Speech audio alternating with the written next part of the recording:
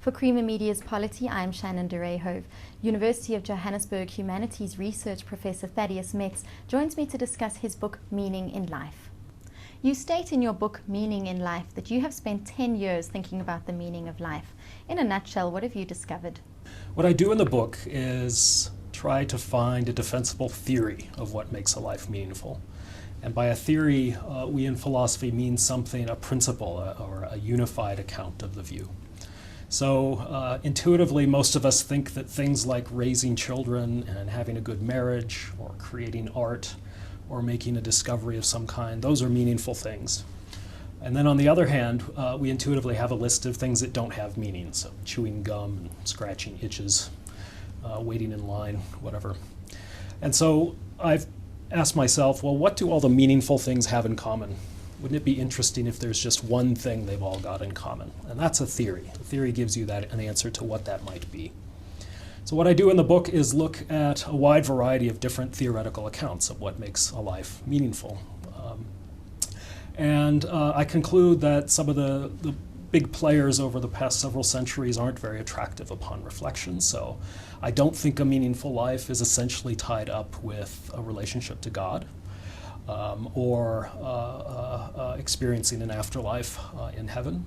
I don't think it has to do with one's own happiness or feeling pleasure. I also don't think it's just a matter of helping other people.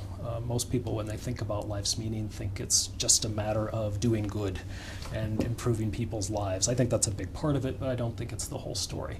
So I try to develop a theory, a principle of what does make life meaningful that improves on these other accounts and is more attractive.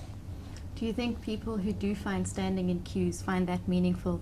There is that theory that's included there. Do they? Does anyone really find standing in queues meaningful? They might find meaningful what they're standing for, but my guess is if they could get there without standing in the queue, they would do it. And so that suggests that it's not the standing in the queue that's meaningful, that they think is going to make their life more important or is going to give them something to have a great sense of pride about, right? If they're on their deathbed looking back over their life, they're not going to say to themselves, boy, I was glad I waited in that queue. It's whatever they were waiting for that's probably going to be the meaningful thing. Early on in your book, you introduce a discussion on what meaning actually means, and you suggest that meaning may be regarded as a final good, which is distinct from pleasure.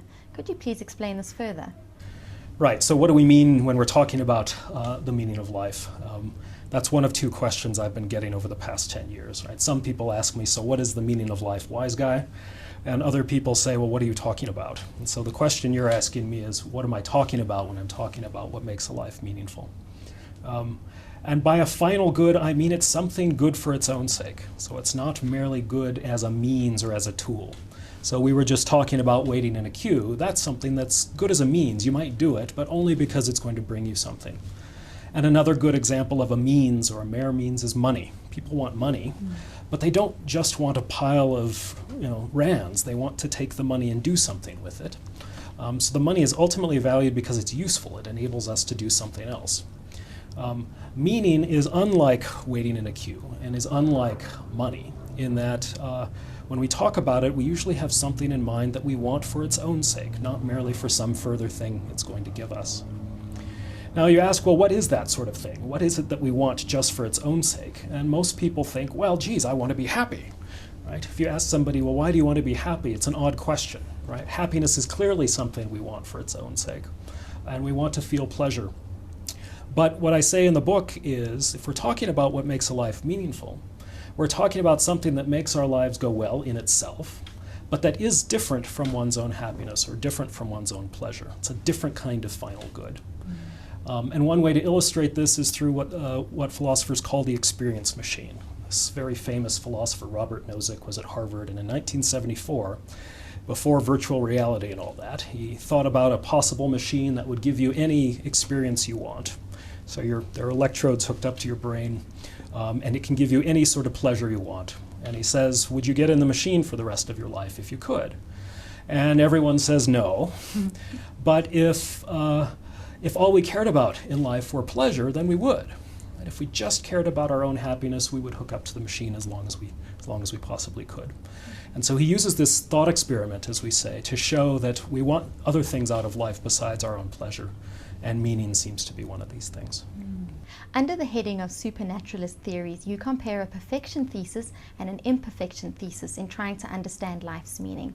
What is the essence of each of these schools of thought, and what makes you tend to favor the imperfection thesis? Well, what I do in the book is, although I'm not very religious myself, or not even spiritual, I'd spend a lot of time in the book exploring perspectives that think that meaning in life depends on God and a soul. And I look at the major arguments for thinking that's right. And what I find is that all the important arguments for thinking that God, for example, or a soul is essential for meaning, they invoke some kind of perfection or some kind of ideal. Mm-hmm. So God is usually defined as a perfect being.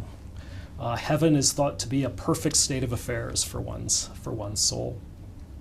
And so what I say in the book is that what motivates religion generally is this strive for perfection, some kind of ideal that we can't realize in this sort of crummy physical world. So the perfection thesis is just the claim that to have a meaningful life, you've got to engage with some kind of ideal, some kind of maximally conceivable value, such as God or heaven. The imperfection is just the denial of that. It says, well, we can live meaningful lives in this imperfect physical world. And I favor the latter view for a couple of reasons. Number one, I sort of imagine, suppose for the sake of argument, there is no God. Suppose for the sake of argument, we don't have souls, and we die in the way that apparently plants and animals do, and that's it. When our bodies are gone, we're gone. Suppose that were true. I'm not saying it is, but if it were, couldn't we still have meaningful lives? Wouldn't there still be things that would merit great pride or admiration? Or we could look back on our deathbed and say, yep, I'm glad I did that. That made my life important in a way. And usually these are captured by the good, the true, and the beautiful. So many people think that helping others, making them live better lives, engaging in science or some kind of intellectual inquiry, and then creating works of art. These are very sort of classic sources of meaning. And I think they would be available to us even if we just live in a world that's physical and there's nothing else. That would still be important and worth doing. You make a subtle point that while neither God nor a soul is necessary for meaning in life, they would probably enhance it. Would you care to explain your insight further? Right, so I've suggested that the good, the true, and the beautiful would be sufficient for meaning in life. If we go around helping other people and we become wise and educated and we're fairly creative and learn to appreciate aesthetic goods, that's a pretty good candidate for a meaningful life. And I've suggested that doesn't depend on us having souls or being in touch with a higher power. But if there were a higher power, boy, I'd want to meet him. Be a VIP, a very important person. And so it just in the same way that I'm happy to meet you and other human beings that I think are interesting, if there were a God who created the universe, I think it'd be pretty important to be in touch with him, and it would make my life richer. So you feel that even though you're not a particularly religious or spiritual person? Right. Because I'm doubtful that that God exists, frankly. And I'm doubtful that I would need to be in touch with God in order for my life to be meaningful. But if he's there, and I were in touch with him in the right way, that would make my life a better one. I'm happy to accept that. Under the heading of naturalist theories, you appear critical of the utilitarian view that meaning comes from making those in the world better off. Why do you criticize and find this approach problematic? So utilitarianism, that's a long word. It comes from the word utility, which means useful. And it's a very common account of what makes a life meaningful. Roughly, your life is meaningful to the extent that you benefit those around you. You make them better off. And we often say things like, a meaningful life is one that leaves the world a better place than we entered it. So that's making animals, and especially human beings, feel pleasure and not so much pain. Two big problems with this theory, though. On the one hand, it can require too much of us. So for a drastic case, in South Africa, only about 1 in 4 people gets the organs she needs to survive. And I'm pretty healthy. So I could go down to the hospital today and announce that I'm donating my organs, and I could kill myself, and they could take my organs and thereby save 4 or 5 lives. It looks on the face of it that if a meaningful life is the one that does the most to make people better off, I should go do that. I should sacrifice my life to save 4 other lives who would die without my organs. But while there might be some meaning in it, I don't think it would be the best way to make my life meaningful. There's something about sticking around and doing things myself that seems pretty important, not just benefiting other people. And that's it's a fantastic case. A more typical one is maybe a housewife, at least in 1950s America, who stereotypically denied her own interests and pleasures for the sake of making her family and her kids better off. Again, I want to say, yes, there's probably some meaning there, but there could be more meaning if that person herself were engaged in interesting activities that she found exciting.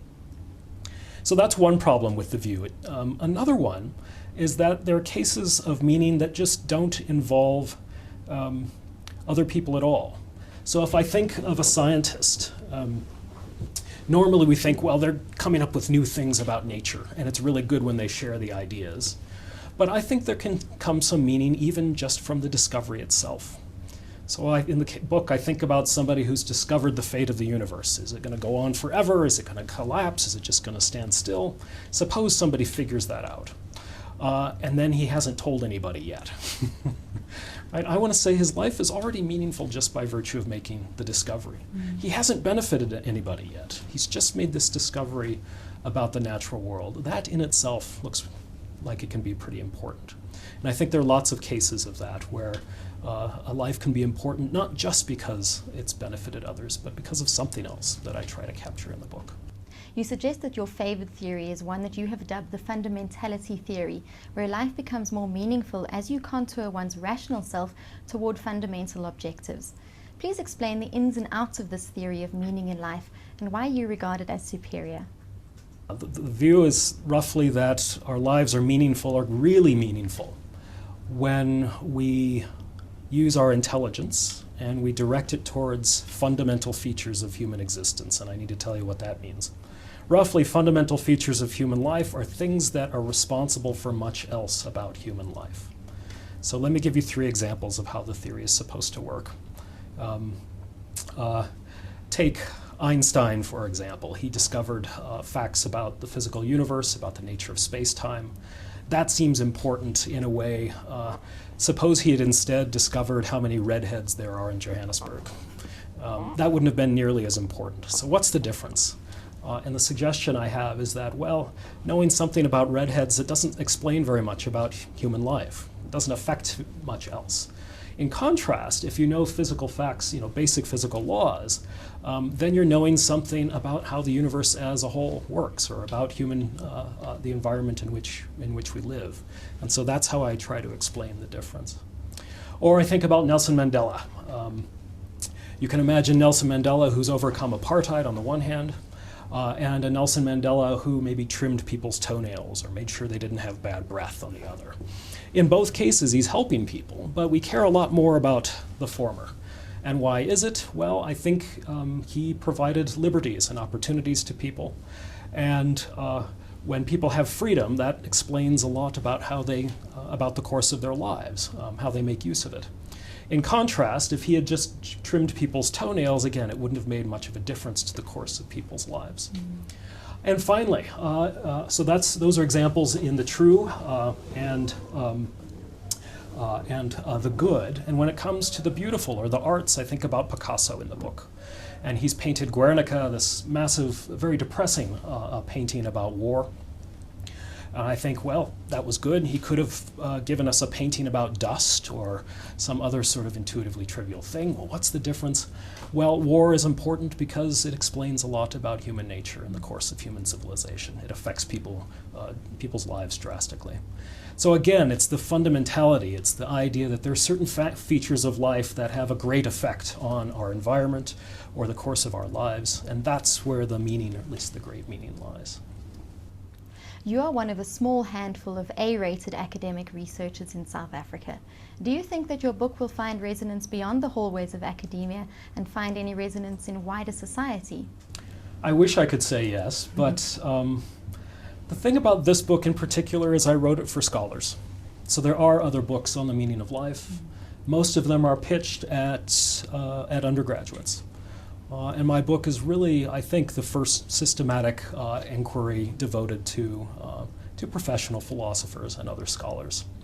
So it's written for them. On the other hand, if people have understood me in this interview, they should be able to understand the book. I like to think I write pretty clearly and use lots of examples, so I encourage them to give it a shot. But it wasn't written for the audience, for the public. Lastly, you have written extensively on the philosophy of the African value system of Ubuntu. Has your study of Ubuntu impacted in any way in your understanding of meaning in life? Yes and no. So what I do with Ubuntu is, when I came to South Africa the first time, in the late 90s, I heard this phrase, a person is a person through other persons. And coming from the US and just being a native English speaker, it means nothing, or it meant nothing. A person is a person. Well, we know that. A chicken is a chicken. A book is a book. A person isn't a chicken. Of course a person is a person. So in plain English, if you're not already steeped in African culture, it doesn't mean much. So what I've been doing in my philosophy is trying to interpret values associated with talk of Ubuntu in a way that's explicit and clear and can be of use when trying to make moral decisions. So I've been taking another way to put it is I've been approaching Ubuntu theoretically in the way I did with meaning, looking for a principled way to understand what it is to have Ubuntu, to have humanness. And a rough way to put it is to say that we exhibit human excellence insofar as we commune with other people, where that's roughly sharing a way of life with them and caring for their quality of life. That says more, I think, than a person is a person through other persons. And I've tried to be fairly explicit in my work about what it means and how it could help us resolve various social controversies. Now, it suggests, applied to the meaning of life, that meaning in life comes from relating to others and roughly from helping them and supporting them and participating with them. And I think that's a huge part of what makes a life meaningful. But I don't think it exhausts it. So one weakness I see in the philosophy of Ubuntu is that it's so focused on others. It says the way for you to become excellent, for you to be a real person, is to support other people. But I think part of what makes a life meaningful, or can, is just focused on you. It's possible to do things. So if you struggle with neurosis or or addiction or the like, and you overcome that, I think your life is more meaningful for that, apart from its effect on others. Or if you get an education of a certain kind or develop some kind of wisdom, again, I think that's meaningful and important in your own right, apart from whether it makes others happier or better off. So Ubuntu captures a lot of what I find meaningful, but I don't think it's the whole story.